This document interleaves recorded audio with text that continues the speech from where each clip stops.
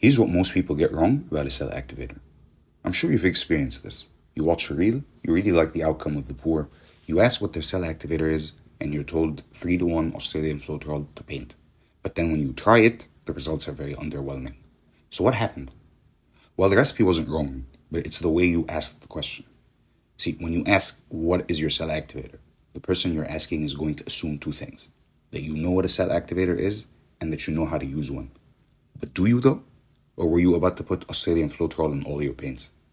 Here's the thing. The cell activator is a recipe, not an ingredient. And to use it, it must be the top layer of paint. It also doesn't operate in a vacuum. It is relative to what it sits on, meaning the recipe for it by itself is useless. You also need to know the recipe for all the other paints. And most artists usually provide that as well, but you probably just didn't realize that it mattered. So how does it work? Well, in a phenomenon called the Rayleigh-Taylor instability, published in the American Journal of Physics, when you spread fluids of different densities on top of each other, they sink in a pattern. In fluid art, we call that pattern lacing.